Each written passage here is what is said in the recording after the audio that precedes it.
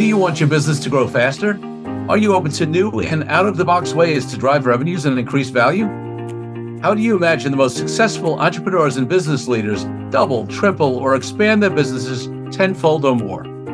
This is a weekly podcast featuring conversations with business owners, executives, and leaders as we reveal behind-the-scenes details that give you, our listeners, the confidence to pursue your own deal-driven growth.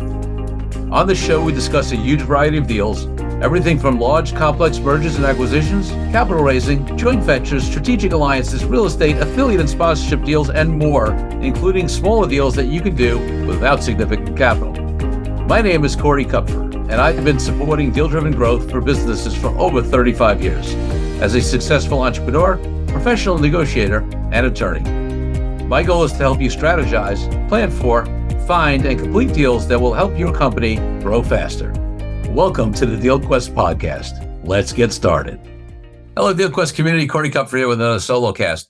I want to talk about a topic that we've alluded to and mentioned a couple of times in recent episodes, but I want to delve into it because it's so important. It's one of these things that is not talked about nearly enough, right? I'm going to talk about this specifically in terms of deals and exits, but the conversation has been brought up in the entrepreneurial world generally a little more than it used to. And that is the conversation of depression, right? There's been some, especially after like some suicides of tech founders, things like that over the last number of years, there's been a little more discussion about mental health in the entrepreneurial world generally, right? And I'm glad to see that because, anytime that's, anything's taboo and people are being adversely affected by it to the point of even committing suicide, it's something that we really have to bring out in the open. In the deals context, I want to talk about it in this aspect. And that is that one of the things that is not talked about a lot is post-exit depression. And I want to talk about it in a range. And listen, I am not obviously a clinician. I'm not a doctor, anything like that. So I'm not talking from that point of view. I'm talking from what I've seen in an entrepreneurial point of view and what I've seen some folks do to counteract or avoid this. And, when I say depression, it could be like serious clinical depression leading to some serious consequences, or it could just be, like general everyday depression, malaise, like questioning, where's my purpose, that kind of stuff. And obviously that one may be more common, but it's still difficult. I mean, think about it. One of the goals that a lot of entrepreneurs work for is to build this company. And, maybe for many of them, they've done it over at least several years. And for many, it's decades, right? 10, 15 years, 20 years, maybe. And finally, they built this thing where they created enterprise value. Maybe they've worked 80 hours a week or day and night, at least for a period of time. No matter how hard they've worked at it, it is their babies. A lot of times it becomes their identity. It's a huge, huge part of their lives in positive ways and challenging ways, all that kind of stuff. But they go through all the ups and downs and challenges and, and there's no entrepreneur who hasn't had, ups and downs and, and things like that. And then they finally get to the pinnacle of what most companies are looking for, right? For some companies, the pinnacle is IPO, but for most companies, the pinnacle, if they are a company that is looking for an external exit, is acquisition, right? They sell the company, okay? And, maybe let's even assume for this example that they get a huge amount of money, like life-changing money. They don't have to ever work again. Maybe the kids don't even have to work again, right? So there's, like that issue is handled. And because I've seen this exact situation over and over and over again. And you would think, great, they've achieved the thing. They're going to be thrilled. They're going to be happy. They're going to be free. They can go travel the world. They can, they can play golf. They can be with their family. They can, focus on other things in their life. Maybe they can focus on their health if that was compromised, whatever. I mean, what could be bad? Well, the reality of the situation is that too many times I have seen people have that kind of successful exit and they're depressed or they feel empty or they're lost or they talk about having a lack of purpose, right? In other words, so much was focused on this business that they ran, that it was so much a part of their lives, a part of who they were, a part of how it impacted everything they did, positive and negative, right? It's how they afforded to send their kids to college or live in a particular area or take the vacations they did. But it's also, where they spent all their energy, maybe healthy or not. But in whatever it was, it's now gone, right? It's gone. So now what? And it's interesting. I think like on a very deep level, one way I would describe the question that comes up for people for exited founders is, okay, who am I now that I'm not the founder and CEO, whatever you are, right, of XYZ company? And, that sort of, I want to highlight something I said earlier. That question comes out of the fact that for so many entrepreneurs, their identity is so tied into their business that they've created, just because it's taken so much of their time, effort, energy, and it's also a reflection of them in many ways, right? That's one of the great things about the entrepreneurial journey is that you get to create something in your own vision, values. You don't have anybody else telling you what you can and can't do. Obviously, you have constituents, you want to keep your clients happy, your employees happy, you have funders, you got that. But the point is, you don't have a traditional boss, right? The reason you started the company is to create something in the vision that you wanted to create. And if you're successful, you've done that at some level. So it becomes sort of this part of you. It's part of your identity. Well, now that's gone, right? And I think at a very, very deep level, I mean, people may not express it this way, but I think maybe, the ultimate question may come down to who am I if I am not founder, whatever, of XYZ company? And that's a tough question for a lot of people to answer because they haven't, until you have the absence of something, it's hard to know what that's going to be like. This old metaphor about fish in the water you swim in, right? If you've been swimming in this ecosystem of your company, of this life in which your company, and building your company has been a huge part of it, and that's the water you're swimming in, it's hard to understand what it will be like when you're out of that water until you're out of it, right? And you may have, you may think, oh, it's going to be great. But I think more and more entrepreneurs, because they're seeing some of their fellow entrepreneurs who've been successful struggle after they exit with life-changing money even, that there's a start of a discussion in the entrepreneurial community, in the exiting, entrepreneurial community, or people looking to exit, that says, maybe there's a little bit of a cautionary tale. Maybe I need to think about this a little more because it didn't even cross my mind, but now I see Joe or Sally exited and they're struggling, right? And listen, part of this is also the authenticity and honesty of being in circles where those exiting founders are really sharing that they're struggling, right? And not keeping up a good face that everything's great. Oh yeah, well, and I think that's also happening more.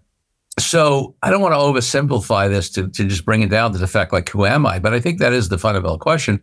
But it's also, it sort of comes out to, all right, everything from what do I do with my time to, and some people can listen. I have a client, I don't know, it's got to be 15 years ago now, who exited and he had built this business, wherever. And, a lot of times when entrepreneurs exit, those of us in the space think, we'll see how long that lasts. They'll take a month off or days off. The joke is, 3 days later, they'll have another business. Or sometimes, whatever, they'll travel the world for a year and then they get restless, right? And that personality and that drive and that thing that had them become an entrepreneur in the first place needs to go somewhere and they'll start another business. And sometimes people surprise you. Like this entrepreneur I was mentioning 15 plus years ago, we all, those of us who were the bankers, the, finance people, us as lawyers, we're all making those jokes, whatever. And you know what? He never started another company. He was fine. They took an RV. They spent a year in an RV going around the country, which was a dream of theirs, right? They built, a beautiful house on the beach and, plays golf and he travels and they're very happy, right?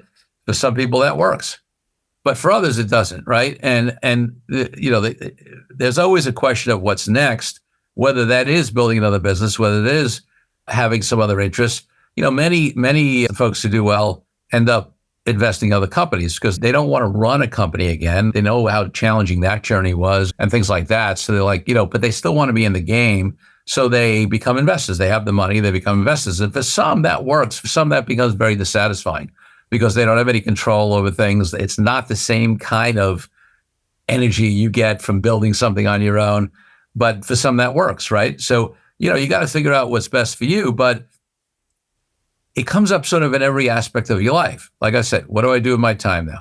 Somebody asked me, oh, what do you do? What do you say? Right? Oh, I exited my business, and inevitably people are going to ask you what's next, right?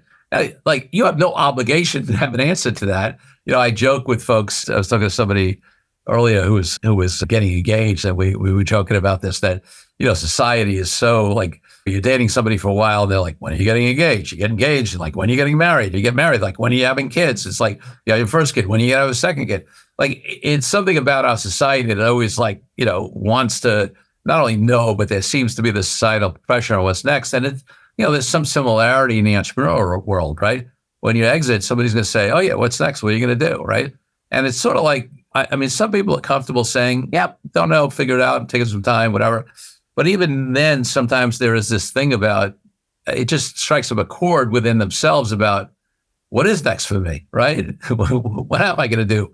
And especially as some, entrepreneurs are fortunate enough to exit at an earlier age, and as we're living longer, right? I mean, sometimes people exit, you got 30, 40 years or more, like there's it's not like you're exiting at age 60 when people died at age 65, right? It's a whole different analysis when you do that. It also, changing your family dynamic, right? You've been out working all the time, and now, you're home, whatever. I mean, that could be great. Spend more time with the family. Sometimes that causes tension, right? Everybody's in their routine. Maybe your kids and your significant other, if you have one, it disrupts their routine to have you around. Maybe a lot of the people you associated with have not exited yet, and they're still working. Okay, well, now there's disconnect because you don't have stuff to talk about in terms of your company, their company. They're busy. You have time. There's so many of these things that come up. It's such a change once you exit a business. And some people deal with change better than others, right? Even if it, is generally a good thing, sometimes all those factors in change and uncertainty cause challenges for folks. So let's talk a little bit about, there's more and more people, it's early, but just starting to talk about how they are, first of all, that they are aware of this risk. Because I think for a long time, people weren't, it was happening to folks, but it wasn't, it's not something that people would tend to just, in terms of their willingness to be open, that they're struggling. And also it's a tough conversation to have, right? How many people are you going to be able to go to say, oh yeah, I exited my company. I have $50 million in the bank, but 10 million or 100 million, whatever the number is, right? But let's say I got $50 million in the bank, but I'm struggling. Like, how many people are going to be empathetic to that? Now, obviously, hopefully you're good friends and fellow entrepreneurs and people who really get it would be, but still there's it's easy to feel ungrateful, like, or was something wrong with you, or, who's going to want to hear that, right? So it's becoming, fortunately, a little more acceptable to have those conversations. And there's also, like, I know some folks who've exited who there are now masterminds or groups or, folks that get together who all have exited because, now you have similarly situated folks and it's easier to talk about this kind of stuff. And there's a shared experience, right? Because if somebody hasn't exited, they may have empathy for you, but they haven't been there, So fortunately, that's happening. And also because it's become a little more conscious, because some more people are talking about it, it helps the entrepreneurs who have not yet exited try to figure out how to avoid that issue, right? How to avoid finding yourself without purpose, how to avoid getting depressed, how to avoid the struggles that may come with the changes, within yourself or within the people, family, friends, et cetera, who you interact with. And some of the things, I don't profess to be an expert on this. I haven't personally exited, but I've spoken to a lot of folks and I know some folks who've been through this and we've had these conversations. And in fact, I think I've mentioned this, but it's one of the reasons why I have Damon Gersh kicking off the EO Deal Exchange conference that I'm running in September 11th to the 14th in Austin, Texas, because I want to bring this forward. It's one of the things he's going to be talking about on how he had an experience with folks that with somebody specifically that he knew really well, who really struggled, and how that made him hesitant to exit, but then he did, and he's done it well. So some of the things that I've gathered from these folks that have done it successfully. Well, again, the first point is awareness, okay? If you are not aware that it's a potential problem, you're not going to anticipate and try to deal with it. The second thing is really sort of accepting that this is a real risk, right? Like you might be aware of it, but if you say, oh, that's not going to happen to me, well, that might just be your ego talking. And if you haven't really made plans for this, you may find that, well, you didn't think it was going to happen to you, but it did. And I've heard stories of that, right? So what are the things that have helped folks who I've seen who've done it successfully? Well, one is, let's go to that core thing about who am I, right? Really examining that. Like, who am I as a person? Who am I as a human outside of my company? Try to understand that. What is important to you? What else drives you, right? Is there a cause, a nonprofit, a particular thing? Is there an industry? Maybe you don't want to run your company, but you're still passionate about your industry. So it will drive you to consult or mentor or be on a board or be an investor in companies, in and around your space. You might have restrictive covenants on working directly with a competitor, but maybe there's other things around your industry, or once you get outside of your restrictive covenants, maybe you are still enthused about the industry. Maybe, like I said, it's not profit. Maybe it really is spending a lot of time with family, not because of by default, but that's really a drive and a purpose that you've been missing, and you're going to have that be your driver, right?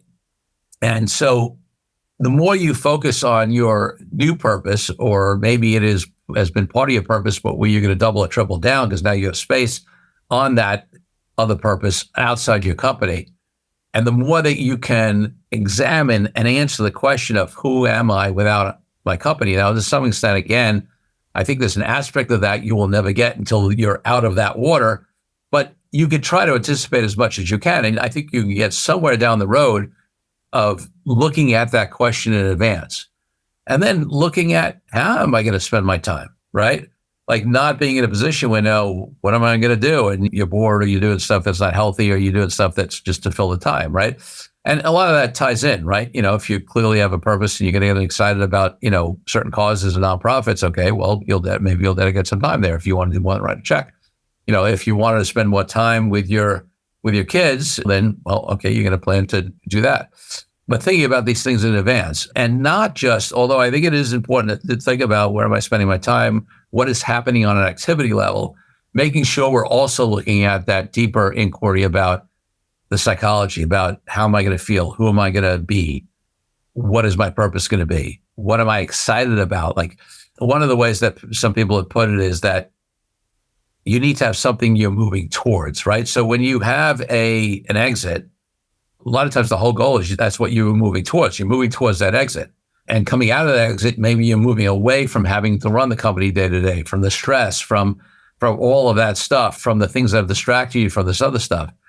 But if you don't really know what the other stuff is, because that's all you've done is run the company, or the other stuff doesn't seem to have enough pull to pull you forward, right? To be that positive thing that you're moving towards, that's what people run into trouble. So if you're able to identify those things and be excited about and passionate about moving towards those, not just getting done with and selling your company and having that achievement, then, that helps.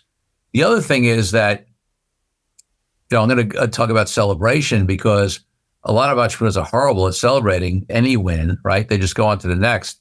And that's the other thing. Even though I'm saying you need to have a vision, a purpose, something moving you positive too, it also doesn't work well when you're sort of bringing the same energy and personality to that next thing without, because you think selling your company is going to, sort of get you free or have you be able to shift, but you are who you are, right? And if you just keep bringing that same energy and issues and stress or whatever to the next thing you're up to, then things aren't going to change. And if you want them, maybe you don't want, maybe you love that. That's fine. You just want to do it with something else. That's great. That's the reason why some people start the businesses, even though they may not need the money, right?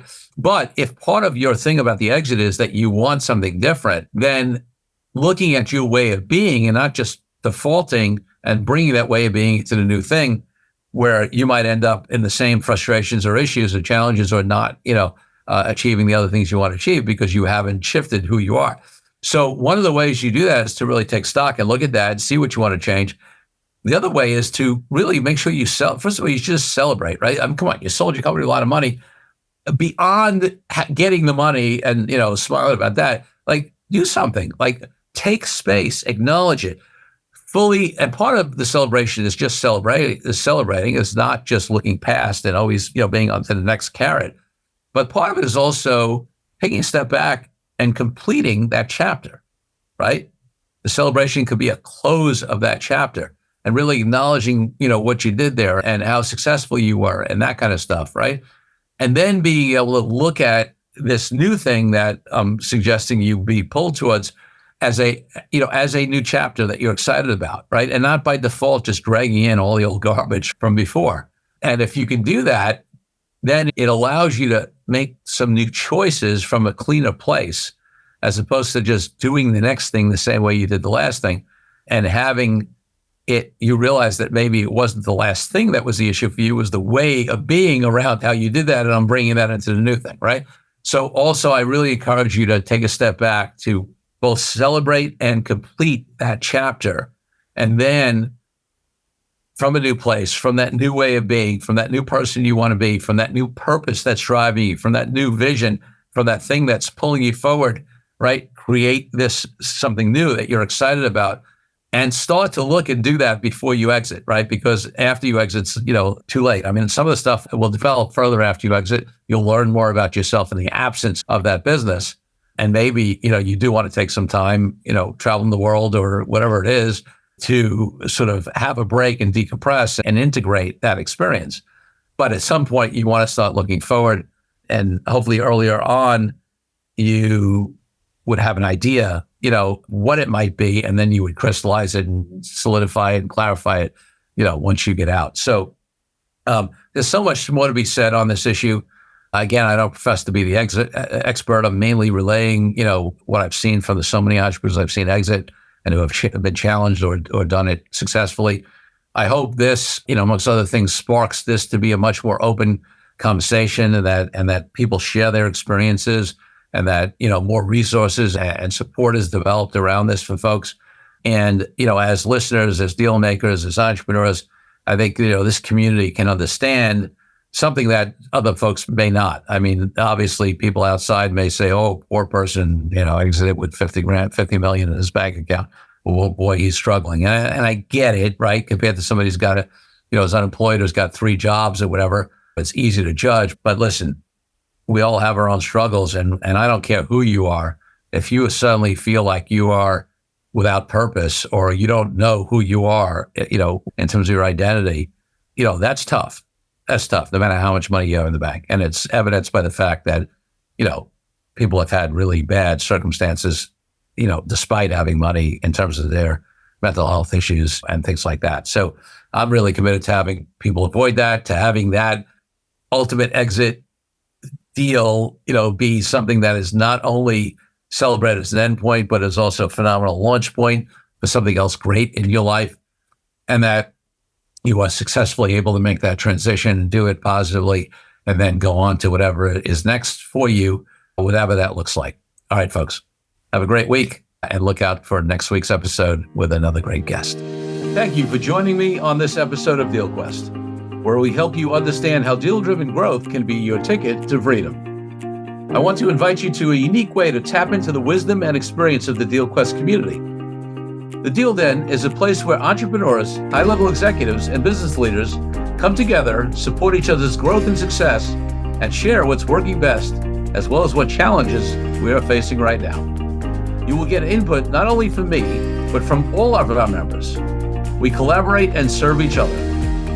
To join us, go to corykupfer.com/dealden. I'll see you there. I'm Corey Kupfer. Until next week, wishing you the freedom and financial prosperity that I know your DealQuest will bring.